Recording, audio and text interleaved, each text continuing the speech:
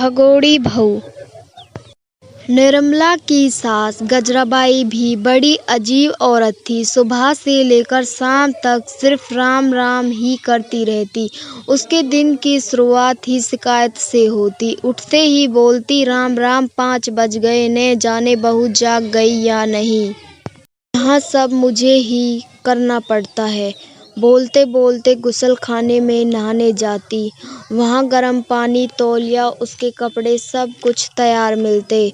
बाहर फिर बड़बड़ाती आती, हे राम, पता नहीं चाय बनी है या नहीं, वरना जाकर मुझे ही बनानी पड़ेगी।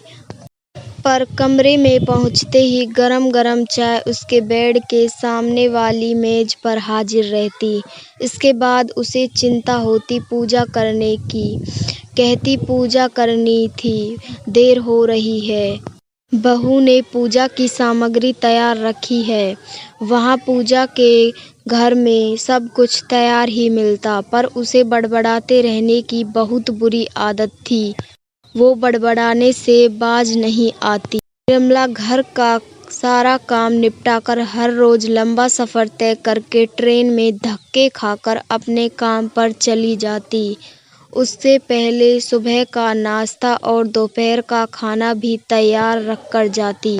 गजराबाई दिन भर पड़ोसियों के साथ गप्पे लगाती, बहू की बुराई करती या फिर राम नाम की माला लेकर बैठ जाती। यहाँ वहाँ के मंदिर जाकर भजन कीर्तन में लगी रहती। घर में या घर के कामों में जरा भी ध्यान नहीं। जब इतनी ज़्यादा उम्र भी नहीं हुई थी, उसे लगता बहू है तो मैं क्यों काम करूं। शाम हो जाती और बहू के घर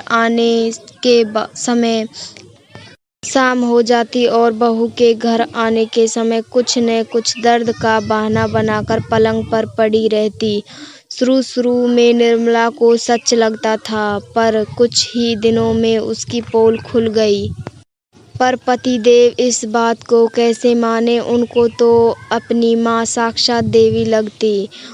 उसे अपनी माँ ही प्यारी है न, फिर बीबी का सच भी उसे कड़वा लगता। रोज शाम को थकी हारी घर आते समय जरूरतों की चीजों को बोझ ढोते आती और बिना एक पल गवाए फिर शुरू हो जाती रात के काम की जंग। इसकी शुरुआत चाय से लेकर होती और पूरा खाना तैयार करके सास और पति को खिलाने के बाद कपड़े, बर्तन, चूल्हा चौकी आदि की सफाई के बाद कहीं वो खाना खा पाती। रोज उसके पति के लिए स्त्री के कपड़े तक तैयार रखने पड़ते। सब होते होते आराम से 11 साढ़े 11 बज ही जाते, तब ही वो सो पाती। यही हर रोज का कार्यक्रम रहता। इतवार और छुट्टी के दिन सिर्फ दफ्तर और अफसर से छुट्टी मिलती, न घर के कामों से फुर्सत मिलनी न आराम। ऊपर से सास की तानाशाही भी चलती रहती। घर का वातावरण हमेशा बिगड़ा सा रहता। पति इन सब से बचने के लिए दोस्तों के साथ हर इतवार को कहीं न कहीं चला जाता और निर्मला यहाँ अशांत वातावरण में घुट कर रह जाती। पति को उसकी कोई चिंता ही नहीं। रोज सब काम अपने आप हो रहे थे, सब कुछ तैयार हाथ में मिल रहा था। उसे और क्या चाहिए। जब तक उसके सारे काम आराम से हो रहे थे वो बहुत खुश था। एक इतवार को उसका पति हमेशा की तरह बाहर चला गया। रात को बहुत देर से सोने के कारण निर्मला की नींद देर से खुली।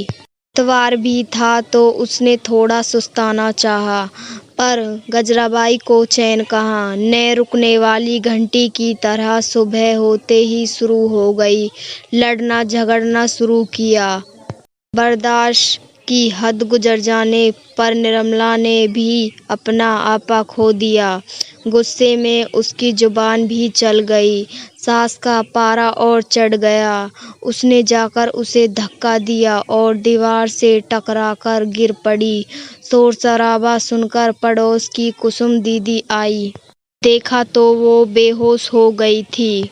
उसने पानी मारा के होश में लाया और उसकी सास को खरी खोटी सुनाकर निर्मला को डॉक्टर के पास ले गई। होश में आने पर उसने ससुराल जाने से डर सा लग रहा था, पर उसका सारा सामान वहीं पर था, तो वापस जाना पड़ा। उसने घर लौटने पर देखा सास अपने कमरे में गहरी नींद में सो रही है।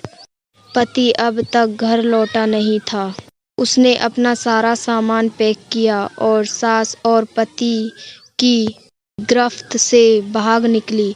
शाम को जब उसका पति घर लौटा तो उसकी देवी समान माँ ने बेटे से कहा, तेरी बीवी भगोड़ी निकली, वो भाग गई।